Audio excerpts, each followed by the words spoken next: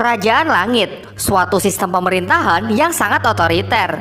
Mereka menyatakan bahwa setiap makhluk hidup yang tidak bisa mereka kendalikan adalah siluman yang harus dihancurkan. Hingga suatu hari muncul raksasa yang berani menentang kerajaan langit. Namun sayangnya raksasa itu dapat dikalahkan. Jasadnya jatuh ke bumi dan menjelma menjadi gunung Huakuo. Sementara jantungnya tetap hidup dan berubah menjadi seekor kera yang hidup damai di sana. Kerajaan langit yang mengetahui hal itu segera menurunkan hujan api untuk meratakan gunung Huakuo. Tentu hal ini membuat si kera sangat marah. Sejak hari itu ia pun bersumpah bahwa ia akan menghancurkan kerajaan langit suatu hari nanti.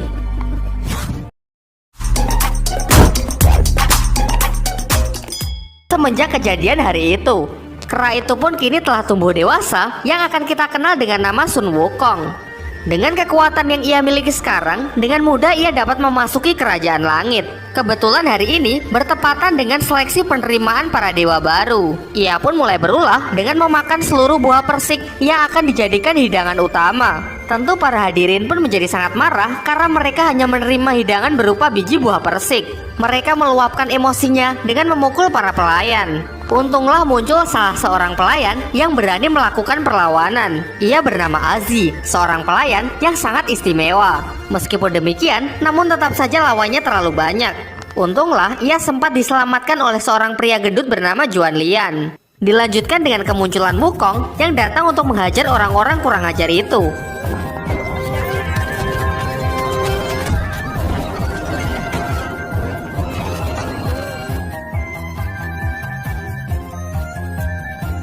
Kehebohannya ini mengundang para pasukan langit.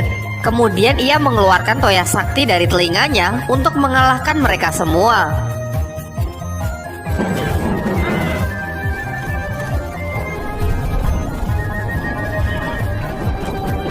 Keributan ini sampai terdengar di telinga sang ratu kerajaan langit. Lantas ia memerintahkan pengawal pribadinya untuk menghentikan Sun Wukong. Ialah dewa yang bernama Tianpeng. Ia pun segera berangkat dan pertarungan pun tidak terelakkan. Pada awalnya mereka bertarung secara seimbang. Mereka pun terus mengadu senjata mereka masing-masing.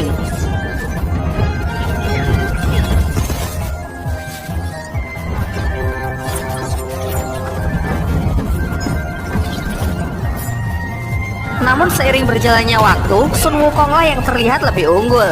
Ia memperbesar toya saktinya untuk menghentikan serangan Tianfeng dan meratakan tempat itu. Hingga akhirnya seorang dewa pun datang untuk menghentikan serangan Sun Wukong. Ia bernama Yang Qian yang lebih dikenal dengan nama Dewa Erlang.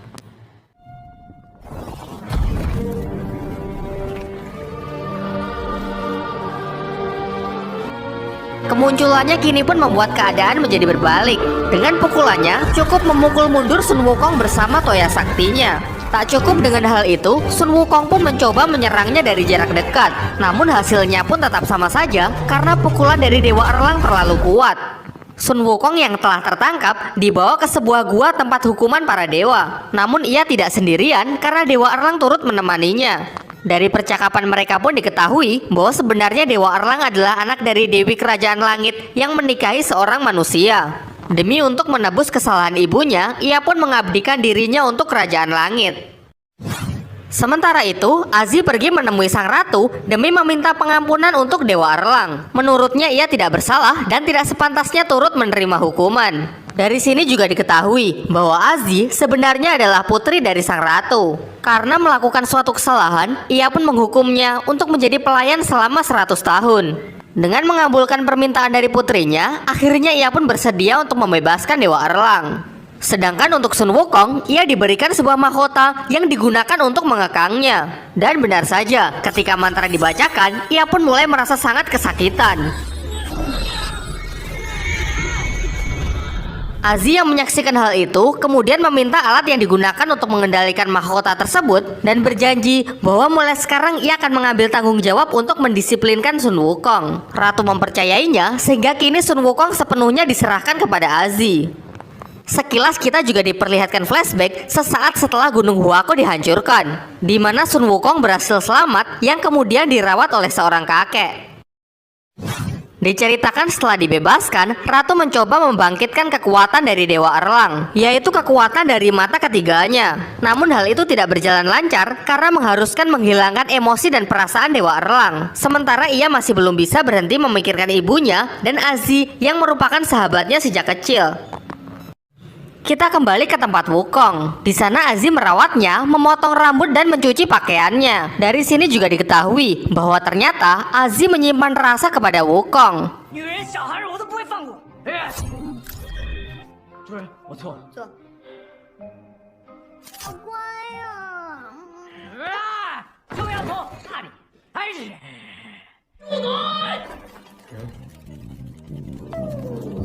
昨天我还以为你是一条见义勇为的。谁让你出来的？ Setelah itu, sang ratu mengadakan tur untuk mengelilingi kerajaan langit. Dengan sengaja ia memprovokasi Wukong karena ia menduga bahwa jantung siluman yang dulu pernah mengacaukan kayangan masih hidup dan bereinkarnasi menjadi Wukong. Wukong pun terpancing sehingga dia mencuri kunci untuk membuka gerbang cincin takdir. Namun ketika ia hendak menyusup, ternyata Dewa Erlang sudah berada di sana untuk menghadangnya.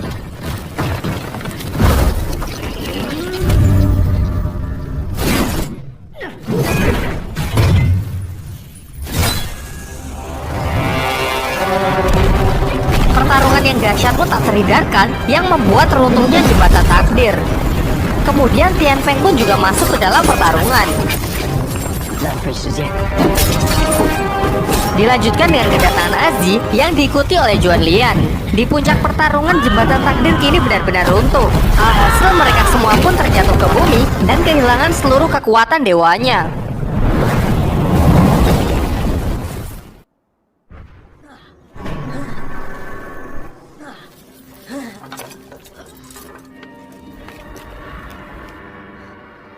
Kekuatan mereka benar-benar sepenuhnya lenyap, bahkan untuk mengangkat senjata saja mereka tidak mampu. Meskipun tanpa kekuatan, mereka tetap bersemangat untuk melanjutkan pertarungan. Melihat benda asing yang tiba-tiba jatuh dari langit, warga setempat pun langsung mengepung mereka. Para penduduk berpikir bahwa mereka ini adalah jelmaan dari siluman. Tentu Azi menyangkalnya dan Juan Lian menakuti mereka dengan senjata kimianya. Di tengah ketegangan mereka, tiba-tiba awan siluman yang sangat mengerikan muncul dari langit. Sontak semuanya pun menjadi panik dan berlarian untuk mencari perlindungan.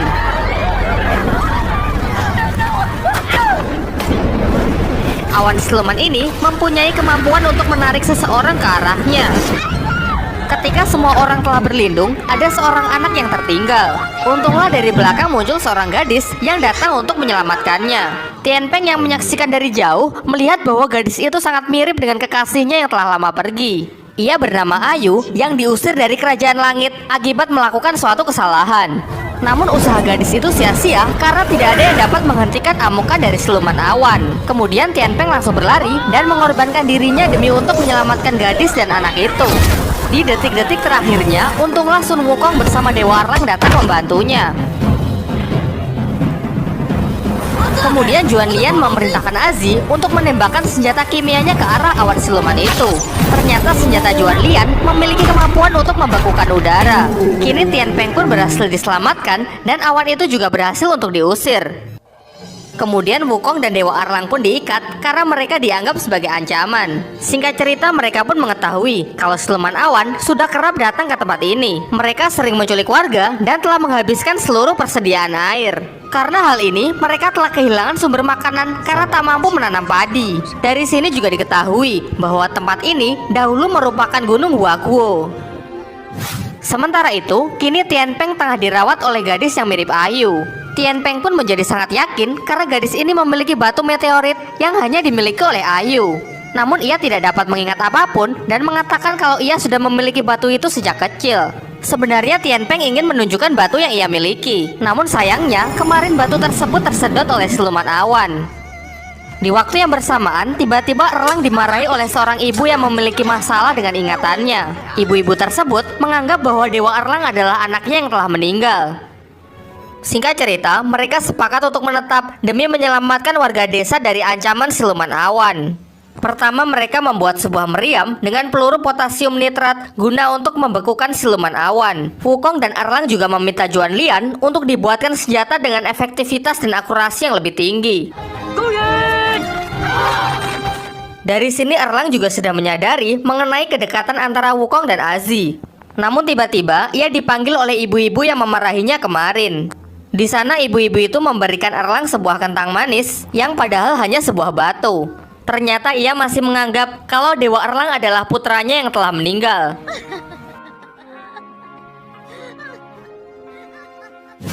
Kita kembali pada rencana. Sebagai langkah terakhir, mereka membentangkan kain merah demi untuk memancing siluman awan agar keluar. Dan benar saja, tiba-tiba langit menjadi gelap, pertanda bahwa siluman awan akan segera muncul. Namun di luar dugaan, ternyata awan itu sangat kuat. Ia merusak meriam dan bahkan hampir menarik salah seorang warga. Untunglah Wukong segera membantunya, yang diikuti oleh semua orang. Kemudian mereka bersama-sama memperbaiki meriam, namun sayangnya meriam itu tak dapat menjangkau siluman awan. Untunglah dengan cepat, Erlang segera membantu untuk mengangkat meriam.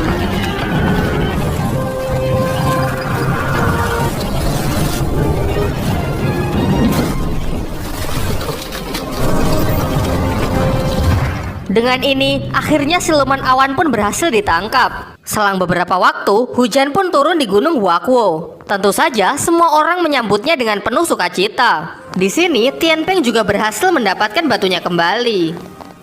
Sementara itu, di Kerajaan Langit, Ratu dibuat sangat murka akibat kelakuan Wukong yang telah menghancurkan jembatan takdir. Lantas ia pun melaporkan masalah ini kepada Kaisar Langit. Kita kembali ke Gunung Huakwo. Terlihat semua orang tengah gembira dan merayakan keberhasilan mereka menangkap siluman awan. Sementara Tianpeng pergi menemui Ayu untuk menunjukkan batu meteorit yang ia miliki. Namun sayangnya, Ayu tetap tidak bisa mengingat masa lalunya. Tentu hal ini cukup membuat Tianpeng menjadi patah hati. Kemudian Ayu mengatakan memang apa pentingnya masa lalu. Baginya, beberapa hari di sini bersama telah menjadi hari paling membahagiakan dalam hidupnya.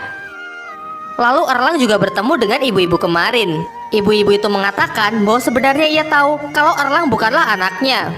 Ia sadar kalau anaknya benar-benar sudah meninggal. Di sini ia hanya ingin titip pesan, nanti kalau Erlang kembali ke langit dan bertemu dengan putranya, maka katakan jangan khawatir, karena di sini ibunya sedang baik-baik saja. Mendengar hal itu, kini Erlang pun menjadi teringat kepada ibunya sendiri. Sementara itu, Wukong tengah bersama dengan Azi. Ia mengatakan bahwa Gunung Huakwo dulu jauh lebih indah daripada ini. Bahkan di sini kini tak ada lagi pemandangan matahari tenggelam.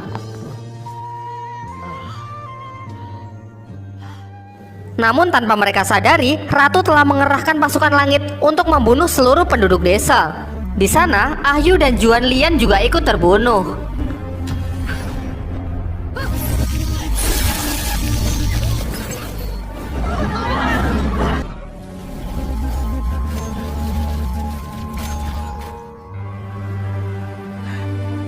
Tentu saja, pembantaian ini membuat Wukong menjadi sangat marah.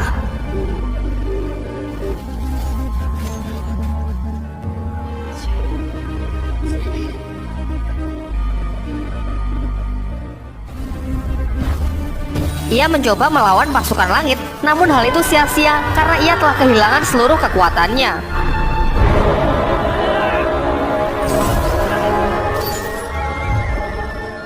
Kemudian sang ratu mengatakan bahwa seharusnya warga desa sudah mati sejak kemarin. Campur tangan dari kalian hanya akan membuat mereka mendapatkan harapan palsu. Hal ini juga merupakan pembelajaran bagi mereka bahwa mereka tidak bisa mengubah takdir. Setelah itu, Ratu membawa mereka kembali ke Kerajaan Langit untuk menerima hukumannya. Wukong yang dihukum mati tetap menahan rasa sakit karena ia masih ingin hidup. Ia masih memegang janji yang harus ia penuhi, yaitu membawa Azi untuk melihat matahari tenggelam di Gunung Huakwo. Karena tak tega melihat kondisi Wukong, Azi pun membohonginya agar ia mau menyerah.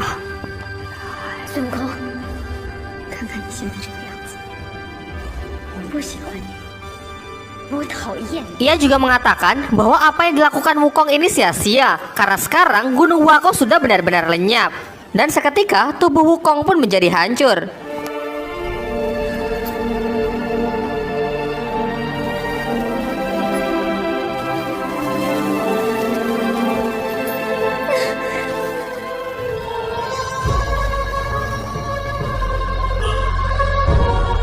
Sementara jantung abadi milik Wukong kini berada di tangan sang ratu. Ia pun menggunakannya untuk membangkitkan mata ketiga dari Dewa Erlang.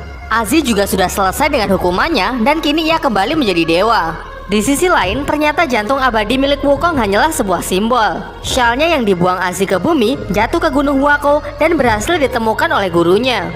Singkat cerita, menggunakan benda itu, kini Wukong pun berhasil dibangkitkan kembali.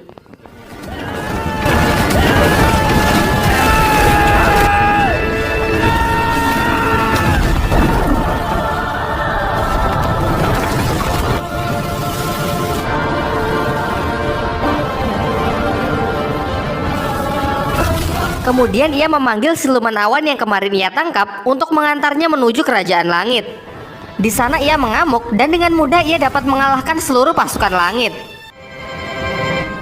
只要戴着面具，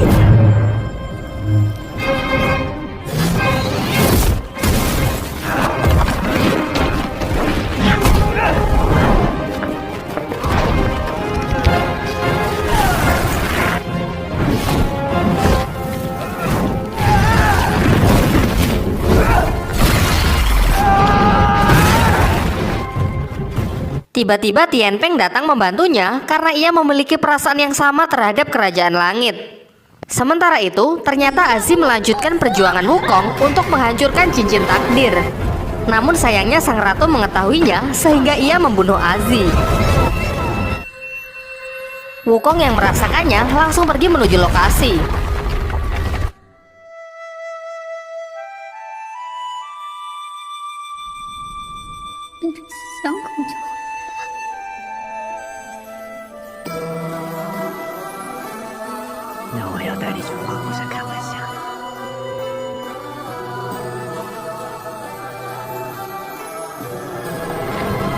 Sementara Tian Peng pun juga gugur karena ia mencoba melawan sang ratu.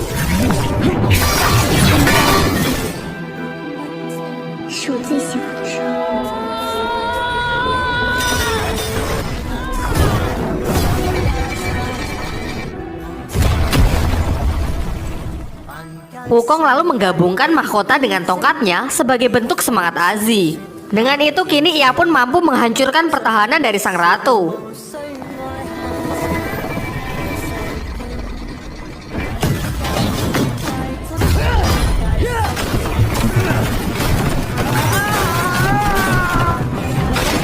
Kemudian sang ratu menggunakan Erlang yang telah membangkitkan mata ketiganya untuk bertarung melawan Wukong. Dengan perginya orang-orang yang ia sayangi, kini ia pun berhasil menghilangkan seluruh perasaannya.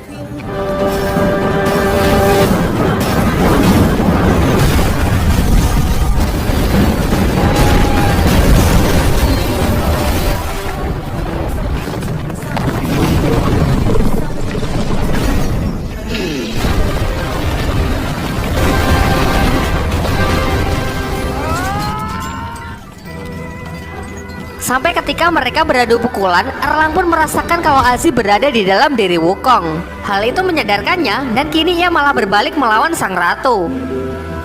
Mereka pun saling bekerja sama untuk mengalahkan sang ratu yang kini telah berubah menjadi Titan.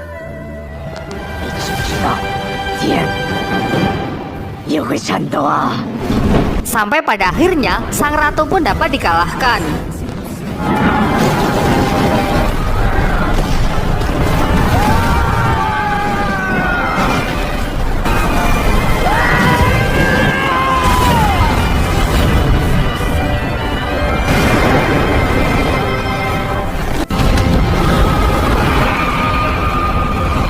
Setelah kejadian itu, sejarah pun mencatat bahwa Dewa Erlang telah membantu mengusir siluman di Kerajaan Langit.